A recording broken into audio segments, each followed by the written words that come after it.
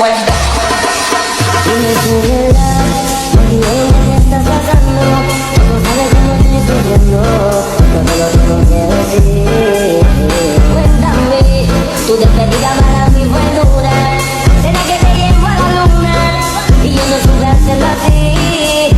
Te estaba buscando por la calle gritando, eso me está matando. Oh no. Sejarah kurikulum CBSA tahun 1984. Dalam perjalanan sejarah sejak kemerdekaan Indonesia, kurikulum pendidikan nasional telah berulang kali mengalami perubahan. Pertama itu kurikulum CBSA.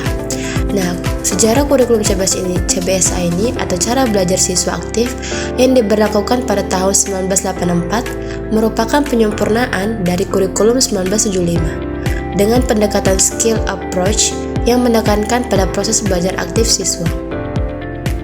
Dalam kurikulum ini, peserta didik diposisikan sebagai subjek pembelajar melalui kegiatan seperti mengamati, mengelompokkan, mendiskusikan, dan melaporkan.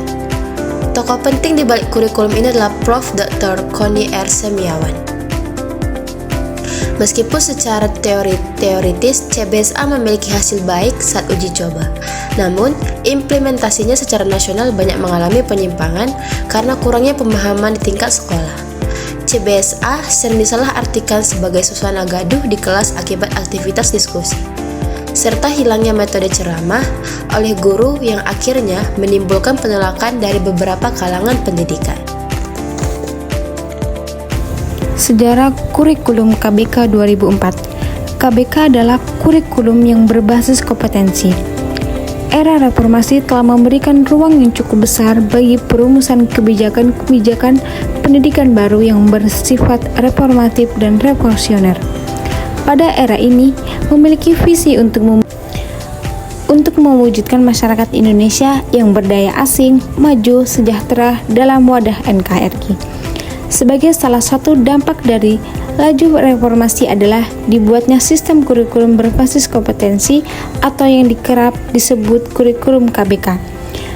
Kurikulum 2004 sebagai pengganti kurikulum 1994, kurikulum berbasis kompetensi adalah suatu konsep pendekatan strategi kurikulum yang menekankan pada penguasaan berbagai kompetensi tertentu, yang dimana peserta didik tidak hanya menguasai pengetahuan dan tetapi juga keterampilan sikap, minat, motivasi, dan nilai-nilai agar dapat melakukan sesuatu dengan penuh tanggung jawab.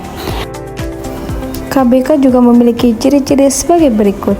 1. Menekankan pada keterampilan kompetensi siswa baik secara individual maupun klasikal berorientasi pada hasil belajar. Kedua, kegiatan pembelajaran menggunakan pendekatan dan metode yang bervariasi. Sumber belajar bukan hanya guru, tetapi juga sumber belajar lainnya yang memenuhi unsur edukatif.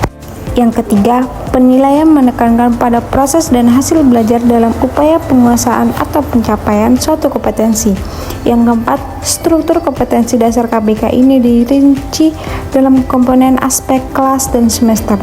Yang kelima, keterampilan dan pengetahuan dalam sikap mata pelajaran disusun dan dibagi menurut aspek dari mata pelajaran tersebut.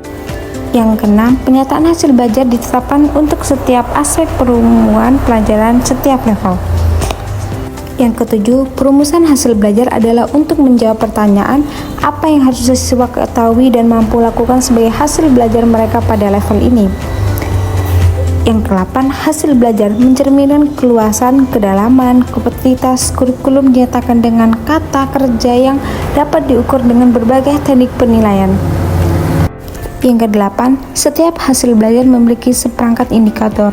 Perumusan indikator adalah untuk menjawab pertanyaan bagaimana kita mengetahui bahwa siswa telah mencapai hasil belajar yang diharapkan.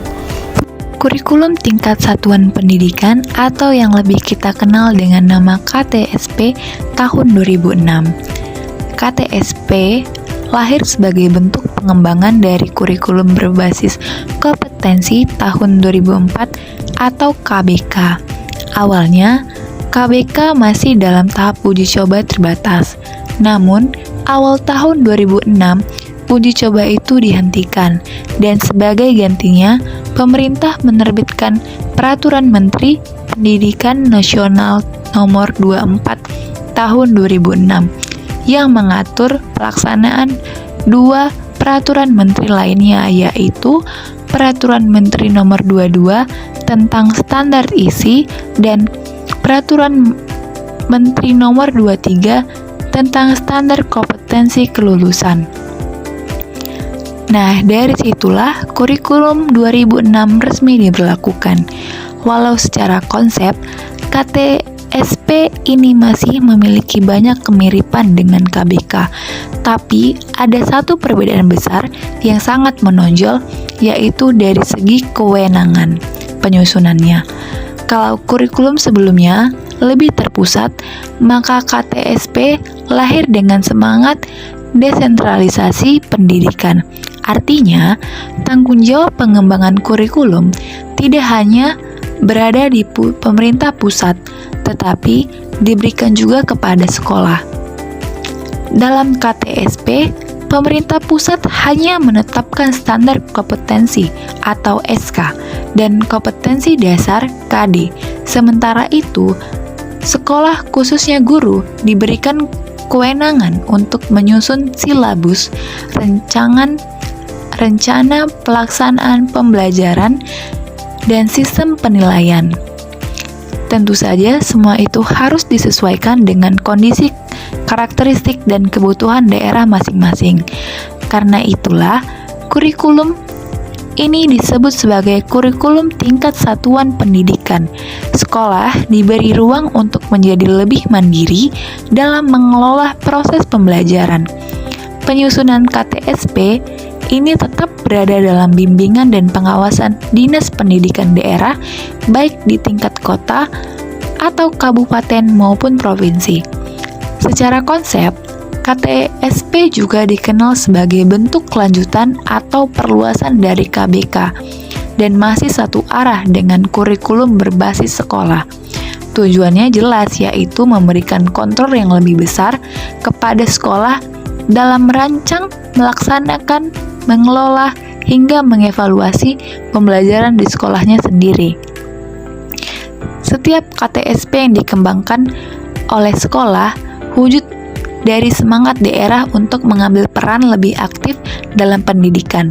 Ini adalah bagian dari sistem pendidikan yang lebih tersentralisasi, di mana tanggung jawab tidak hanya pada pusat, tapi juga ke daerah-daerah.